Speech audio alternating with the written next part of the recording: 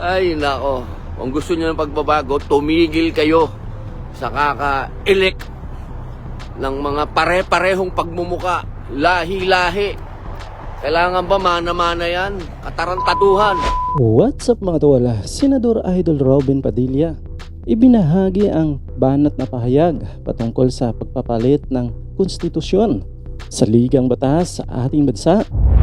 Huwag puro salita ang pagbabago. Kailangan totoo gawin natin. May mga bagay na isasakripisyo para magkaroon ng pagbabago. Ayan, may mga dapat baguhin para magkaroon ng pagbabago. Hindi pwedeng walang pagbabago. Hindi pwedeng wala. Kailangan meron. Hindi pwedeng dahan-dahan. Huwag kayong maniwala sa dahan-dahan na pagbabago. Ilang taon nyo nang inaantay yan. Magmula pa noong 1896. O yun, magmula 1897, 1899 hanggang ngayon. O mga kababayan, ano na? Huwag kayong maniwala dyan sa mana-mana. Ilang milyon na tayo, lagpas na tayo ng 110 million, 115 million na tayo. Ibig nyo sabihin, ilang pamilya lang ang matalino sa Pilipinas, katarantaduhan.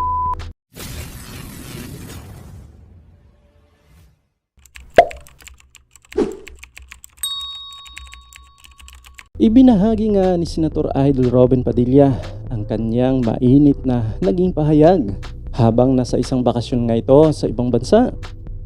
Madamdamin nga itong inihayag ni Senator Idol Robin Padilla patungkol nga sa pagpapalit ng konstitusyon sa ligang batas sa ating bansa. Base nga sa mga banat na pahayag ni Senator Idol Robin Padilla, kung saan nga ay pinaparinggan nga nito ang mga kapwa senador at iba pang mga politiko na ginagamit lamang ang kanilang mga posisyon. Bismillahirrahmanirrahim. Alhamdulillahi Rabbil Alamin. Bismillahi wassalatu wassalamu ala rasulillahi. Assalamualaikum warahmatullahi wabarakatuhu.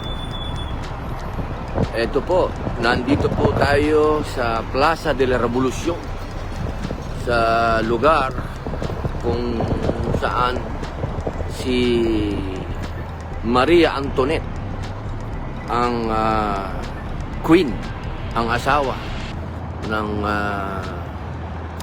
hari ng France noong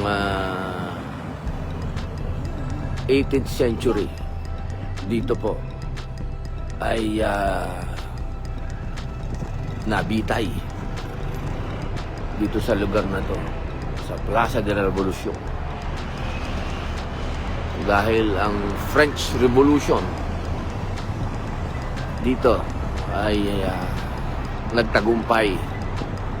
Ang mga Frances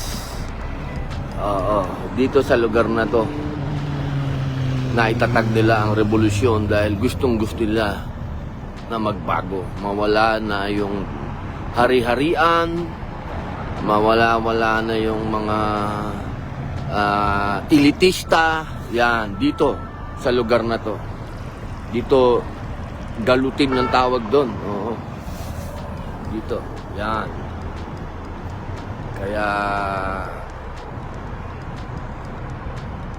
huwag tayong matakot sa pagbabago. Kung gusto natin talaga na mabago ang takbo ng bansa natin, huwag tayong matakot. Huwag puro salita ang pagbabago. Kailangan totoo gawin natin. May mga bagay na isasakripisyo para magkaroon ng pagbabago. Ayan, may mga dapat baguhin para magkaroon ng pagbabago. Hindi pwedeng walang pagbabago. Hindi pwedeng wala. Kailangan meron. Nasa atin na yon, mga Pilipino, kung paano natin tatanggapin yung pagbabago. Hindi pwedeng purong gusto nyo ating magbago. Lahat tayo gusto na. Gusto naman nyo, luma lagi yung kinakandidato nyo. Lahat ng binoboto nyo, luma din. Sige. Samantala naman mga tol, naniniwala naman si Senator Idol Robin Padilla na ang pagpapalit ng saligang batas ay isa sa mga susi at paraan upang baguhin ang takbo ng ating ekonomiya para sa ikakaunlad ng ating bansa. Nasa atin na yon mga Pilipino kung paano natin tatanggapin yung pagbabago. Hindi pwedeng purong gusto nyo ating magbago. Lahat tayo gusto gusto naman nyo, luma lagi yung kinakandidato nyo. Lahat ng binoboto nyo, luma din. Sige. Huwag kayong umasa. Kailangan talaga drastic change. Hindi pwedeng dahan-dahan. Huwag kayong maniwala sa dahan-dahan na pagbabago. Ilang taon nyo nang inaantay yan. Magmula pa nung 1896. Gusto ni Andres Bonifacio, revolusyon talaga. Isang marahas na pagbabago. Anong ginawa ni General Emilio Aguinaldo? Hindi. Ano lang tayo? Relax lang tayo. Gayahin natin yung mga konstitusyon ng ibang bansa. Yun. Magmula 1897, 1899 hanggang ngayon, 2023. Ano mga kababayan? Ano na? Ay nako. Kung gusto niyo ng pagbabago, tumigil kayo sa kaka-elect ng mga pare-parehong pagmumuka. Lahi-lahi. Kailangan ba mana-mana yan? Katarantatuhan. Huwag kayong maniwala dyan sa mana-mana. Ilang milyon na tayo, lagpas na tayo ng 110 million, 115 million na tayo. Ibig nyo sabihin, ilang pamilya lang ang matalino sa Pilipinas, katarantaduhan. Ang kailangan natin, hindi katalinuhan. Kailangan natin sa Pilipinas yung gustong magbago, yung tumatanggap ng pagbabago.